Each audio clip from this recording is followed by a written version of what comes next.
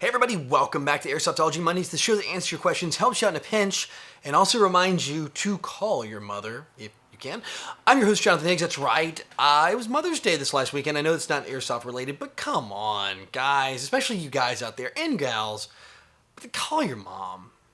Seriously, if you've got the ability to do it, pick up your phone, call your mom, tell her you love her. That's it.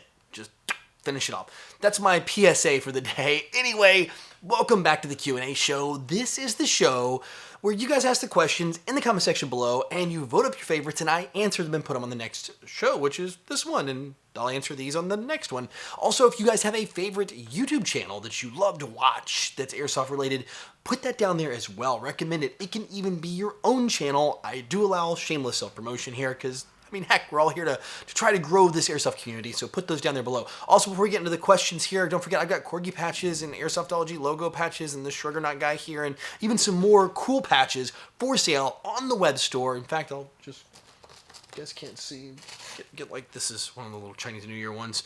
I got like a brown one, I got all kinds of different ones if you guys don't want to do the red thing. In the web store, they help support the show, and plus you get a really cool Velcro patch you can add to the collection. Anyway, guys, enough of that. Let's dive on into what you're really here for, and that is your questions in the Tippmann mail call.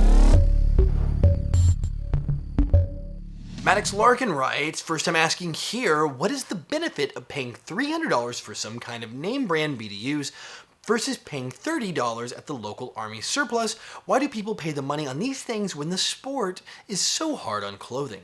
That's a very good question. A lot of it comes down to, well, you just want to look cool. Now, there is some functionality in expensive BDUs, which stands for Battle Dress Uniform, which is just another way of saying camouflage uniforms. That is... Some of them, like the Cry Precision ones, or the ones that are copies of it, have like built-in knee pads. There's like some adjustable waist, so if you kind of put on a few pounds, like some people here, you can tighten up. And if you lose a few pounds, like some people do here, me too, you can tighten them back down.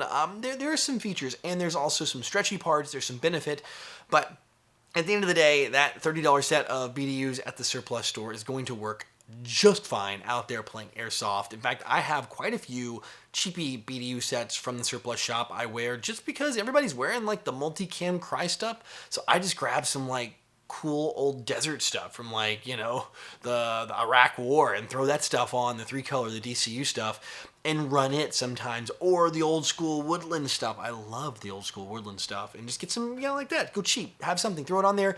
Beat the crud out of it. Who cares? Throw some knee pads over top of it or shove something in those knee pad pockets. They usually have pockets in them. You can shove something up in them. So that's just me. Yeah, I'm with you there. A lot of it is unfortunately styled.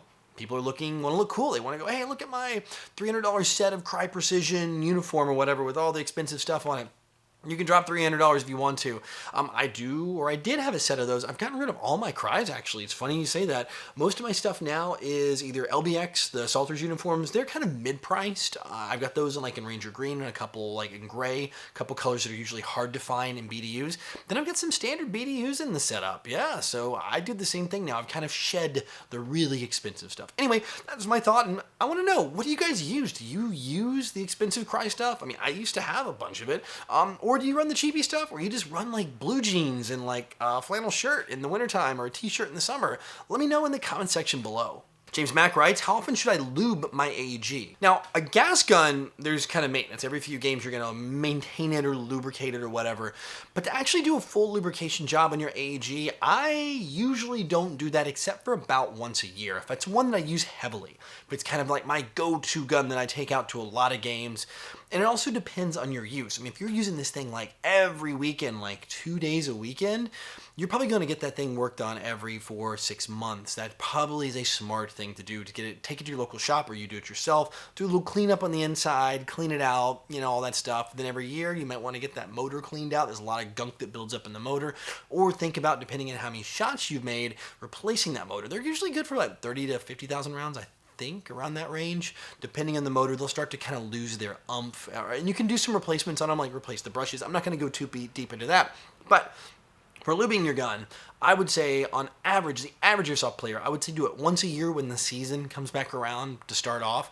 Go ahead, like when the season kind of ends, it gets cold, wintertime if it gets cold where you live, or whenever if it's hot season and that's when nobody plays, whenever the off time is, take it into the shop or do it yourself if you know how, and watch some YouTube videos. There's a ton of them out there that will show you how to do it. And get it lubed and just do a good once over, get a good maintenance kind of thing. Maybe replace the bucking if it's starting to get worn out, just some things like that. Basic maintenance. It's like owning a car. Change the oil, rotate the tires, those kind of things, and get everything checked, like the brakes inspected to make sure you don't need to replace those. The same thing with an AEG. I'd say once a year is probably a safe interval, but that's, again, just my thought. I want to know what you guys are doing too. I mean, do you guys have like a shorter or longer interval? Let me know. Gavin McHale writes, what's the maximum amount of rounds you should put into someone on average? It seems like recently it's taking an average of 3 to 6 to get the point across, and it seems like it's taking more than that as of late. It depends. If people wear thick clothes, you're talking about putting rounds. How many BBs does it take for someone to call their hit? That's how many it should take. 1 BB. 1 BB should do it. But if the player's running real fast and, you hit them a few times, they may not feel it. I know I've been hit a few times running and people are like, hey man, I hit you. I'm like, huh? Didn't feel it at all because I was running super fast across the field and I didn't feel getting hit. Of course, I was like, okay, no problem. I'm out. I head on, respawn, tag in, come back. Hey, it's airsoft, right? You don't die for real. Just go tag in, come on back. But I have seen some people that are slow to call their hits. Now, be mindful, there is slow to call your hits and slow to call your hits. Now, some people are like, they get hit and it takes a second to think about it and the hand goes up. So don't just, throw about 5 or 6 into someone like that. But some people, unfortunately, do take a few extra BBs to get the point across. If you're running into that, the best thing to do is just go inform a referee at the field. That is absolutely the best thing to do. Overshooting someone is not the solution in airsoft. It's all for fun. It can be very frustrating, trust me. When you're like putting rounds into somebody, you're like, dook, bink, and you watch it bounce off through your scope, and you're like, well, I know for a fact that BB hit you because I saw it hit and then bounce away. And then they're just like, Or they get hit and they do the BB dance, it's like, and then they're like, and then keep playing. Come on. We know that, right? Talk to a ref about that. Don't put a bunch of BBs into someone. Don't start overshooting someone, because then you're really no better than them. They're not calling their hits, but then you're overshooting someone, which is just as bad. I know it can be extremely frustrating. So yeah, my thought on this is talk to a ref if you run into the problem where they're not calling it. Sometimes, usually for me, I will send 2 or 3 downrange because sometimes one will hit a branch that'll fly crazy. So usually I'm going to go 1, 2, 3 or 1, 2 to get a couple shots in the air. That's normally what I send downrange for each little volley, just to get people like a good burst. Because like I said, airsoft isn't incredibly accurate, and if you're outdoors, they can hit branches. If it's, sometimes you can get a couple hits. I usually do 2 or 3 per, like little, if I see a target, 1, 2, 3, 1, 2, something like that to get a couple shots off. I try not to do more than that in semi-auto. Piano Covers Man writes, I recently purchased the G36C for about 130 pounds. That's about $160. Wondering what the best attachments are for beginners, looking for upgradability, and mainly CQB usage. By the way, good deal on that. That's actually a really good price, man, especially in the UK. So in the G36, I would say for CQB usage, I would probably go with, for me, I would throw a foregrip on the front. I just like, on the G36, it just feels better. That little rail in the front, just, I don't know, it's in there. I love the little foregrip on that. It makes it easy to control. I would put an optic on there. If you're going to play CQB, avoid the ones with big, flat pieces of glass that are exposed, like those little ones, or like a holographic sight. I would probably go with something like a tube design, like a T1 or like an aim point style or something like that. Just me, because you're probably going to take BBs to it, and the real thin ones with the thin piece of glass in there can get shot out pretty darn easy. I would do those 2 at minimum, and if you're going to do anything, just get a good battery. Like I said, optic in that, and maybe, if you want to go CQB, you want better trigger response, maybe a new motor if you want to go internals, but I think the new battery is going to give you probably the best bet, like go with an 11-1 LiPo or something like that, depending on the brand. And for CQB, the most important upgrade, before I forget this one, is a flashlight. I would definitely put a flashlight on there, tape it around that foregrip in the front that I mentioned, just have the pressure pad, try to get with a pressure pad or something, or where your thumb can turn it on and off, kind of mount it on the side there. Playing CQB, having a flashlight, be able to see those BBs is so awesome. If not, spend the extra money and get the tracer unit, but then you got to buy tracer BBs too. I think the flashlight's probably one of the best options. You can see where you're going, you can see your BBs.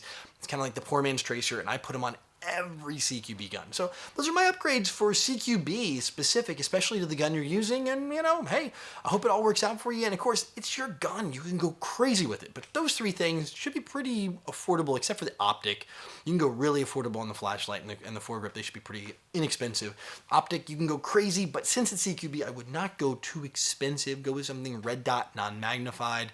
Don't want to go magnification at all. And just be prepared potentially for it to get shot out. Alright guys and gals, that is it for questions this week, which means it is time for the Code Red Headsets video recommendation of the week. And this one comes from someone who commented right at the top, Quickscope56, actually it's double X, Quickscope56, and he is actually a much younger player. This is a great channel. It's someone who is young, who is enthusiastic about Airsoft, has a huge video library. I did not know about this channel. Again, another one I didn't know. I mashed the sub button. He's got a lot of subs too, 13,000 subscribers. I mean, it's actually a pretty darn good sized channel. Like I said, on the younger player side, definitely someone who is going to help motivate some of the next generation, not us old guys like me, into Airsoft and to get to play. He's got some unboxings, he's got some other stuff, but this one is probably one of my favorite videos. It's a test of all of his guns, actually a shooting test. It's something I don't even do a lot of shooting tests. I love this, the fact that he put up a shooting test of all of his Airsoft arsenal. But if you guys want to watch some unboxings, watch some of this, he even has a little bit of gameplay mixed in there, definitely go check out his channel. It's Quickscope56. Of course, as always, I have a link to the video and his channel in the description below. And if you do like what you see, mash the sub button over there. And of course, tell him I sent you. Well, that's it for this week. Again, thank you all for hanging out and being so cool here as always. And until next week, remember, put your comments below, your questions below, in the comment section. Put your favorite video ideas, recommendations down there, including your channel. Don't forget to support the show by picking up some patches if that's your thing, if you like collecting those things. And as always, no matter what you do, call your freaking hits.